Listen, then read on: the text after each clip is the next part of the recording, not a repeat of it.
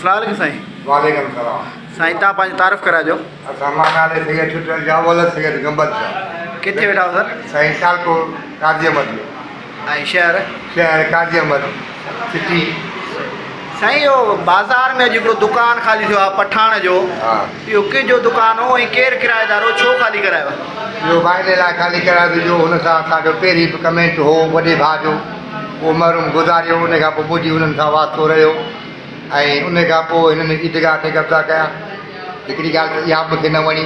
जनाज़े खां हा, ऐं उन खां पोइ हुनजो मुदो पूरो हो सही ऐं हींअर सॼी पूरी सिंध में मुंहुं हले पई पठाण खे निकाल सही। इन लेवल ते करे छॾियो। घणो किरायो ॾींदासीं तव्हांखे? ऐं किरायो तमामु थोरो ॾींदा, घणो? तमामु थोरो, ईअं सम्झो माना लख जे अंदरि। लख जे अंदरि? जी जी। हाणे तव्हांखे ऑफर घणी थी आहे? हाणे असांखे 3 लख जो ऑफर। 3 लख को पठाण ॾे ॾींदोसि? न उहो कोन 5 लख ॾे तरह कोन ॾींदो? कोन। अच्छा, ॿियनि सिंधी माण्हुनि खे तव्हां कहिड़ी सलाह ॾींदो? असां इहा ई सलाह ॾींदासीं त जीअं इन्हनि खे केरु दुकान कंदा। साईं तव्हांजी दुकानु किथे हो काज़ी में? शाही बाज़ार। शाही बाज़ार में? इन जेका शाही मस्जिद आहे काज़ी जिन खां घणो परे आहे? इन खां साईं बसि ईअं सम्झो जो 20 या 25 फुट परे। 30-35 फुट? 25 फुट। 30-35 फुट माना 3-4 दुकान परे? हा, अॻियां उन खां पोइ मुंहिंजो दुकान। लियाकत जो दुकानु आहे? लियाकत खां पोइ वरी लाशा जो सुमर जो जहिड़ो आहे हुन खां पोइ तव्हांजा माना 3 लख रुपया किरायो आहे? जी जी। मस्जिद वारा त 3000 रुपया पहिरियों। बसि पोइ हाणे सेवा क़िस्मत आहे सभु जी, हुन लाइ बि सोचो। ठीकु आहे, जहिड़ी बाज़ार जो रवाज़ आहे हुन सां सभु को हले। जे बाज़ार हले पई उन मुंहिंजो सॼी दुकानदार खे मुंहिंजो चलाए त उहो उन ले साल।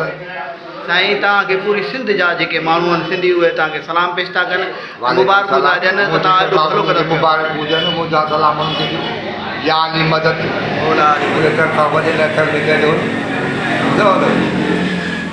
माना ख़ुशी बि आहे। ख़ुशी नेक कमु कयो। नेक कम तमामु घणी ख़ुशी आहे ऐं मां सभिनी खे ख़ुशी वठणु चाहियां थो।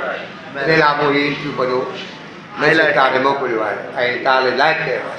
महिरबानी। Bundle of thanks. यादि बशीर साईं, ही साईं जेको कमु कयो आहे हिन मां तव्हां केतिरा मुतमिन? साईं जी सारा जेको कमु कयो आहे ज़बरदस्त जेको आहे साईं पहिरीं मूं साईं मिलियो मूंखे। तव्हां पहिरीं पंहिंजी तारीफ़ करायो? पहिरीं बशीर जो थियो STP अॻवान काज़ीअ में जो सही। जॾहिं पंहिंजो जनाज़े खां वारो मसइलो हले पियो तॾहिं बादशाह खां मुलाक़ात थी। साईं पाण मूंसां हली मिलियो, चई यार इहो ग़लति न कयो आहे, असांखे बि ख़बर आहे जनाज़े खां कब्ज़ो आहे, पर मुंहिंजो दुकानु नंढा, मुंहिंजो भाउ हिनखे मन जेको एग्रीमेंट करे ॾेई आहे, जीअं एग्रीमेंट पूरी थींदी मुंहिंजो तव्हां सां वाइदो आहे मां हिनजो दुकानु ख़ाली करे। उहो साईं जेको आहे तो दुकानु ख़ाली करायो। अॼु जेको आहे तो पाण मूंसां मिलियो हुजे, मूंखे जेको आहे सत पर कढ रहिया था मां। ऐं ॿी ॻाल्हि ख़ुशी करा सॼी सिंध में मुंहुं हले थी त पठाण खां दुकानु ख़ाली करायो।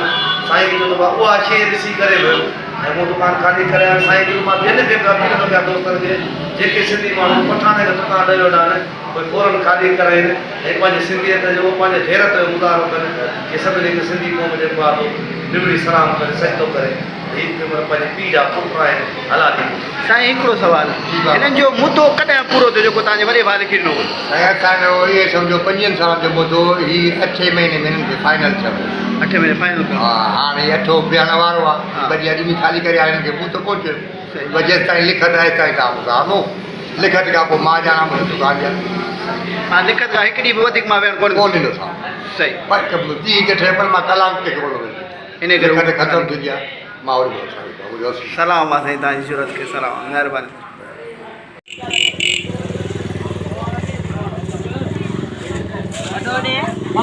अस्सलाम साईं। वालेकुम सलाम। साईं तव्हां पंहिंजी तारीफ़ कराइजो। असां मां नाले सैयद छुटल जावल सैयद गंबल शाह। किथे वेठा हो सर? साईं सियालकोट काजी अहमद में। ऐं शहर शहर काजी अहमद सिटी।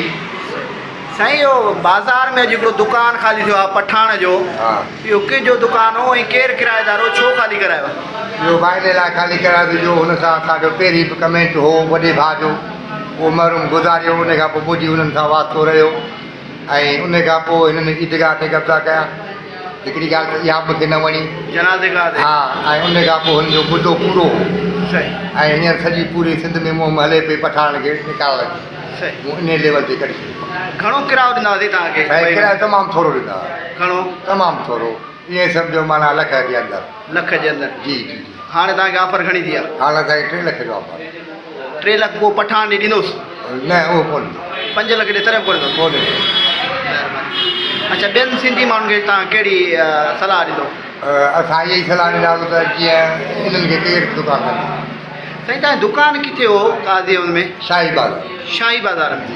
इन जेका शाही मस्जिद आहे काज़ीअ जिन खां घणो परे आहे? इन खां साईं बसि ईअं सम्झो जो 20 या 25 फुट परे 30-35 फुट। 25 फुट माना 3-4 दुकान ते। हा अॻियां उन खां पोइ मुंहिंजो दुकान लियाकत जो दुकान आहे, लियाकत खां पोइ वरी लाशा जो सूमर जो जहिड़ो आहे हुन खां पोइ तव्हांजा माना 3 लख रुपया किरायो आहे। जी मसीद वारा त 3000 रुपया पहिरियों। बसि पोइ हाणे सेवा क़िस्मत आहे सभु जी हुन लाइ बि सोचो ठीकु आहे। जहिड़ी बादर जो रवाज़ आहे हुन सां सभु को हले जे बादर हले पई उन मुंहिंजो सॼी दुकानदार खे मुंहिंजो चलाए त उहे उन ले साल साईं तव्हांखे पूरी सिंध जा जेके माण्हू आहिनि सिंधी उहे तव्हांखे सलाम पेश था कनि, मुबारक था ॾियनि त तव्हां एॾो भलो कंदा। मुबारक हुजनि मुंहिंजा सलाम उन्हनि खे या अली मदद उन तरफ़ां वॾे अखर में कयो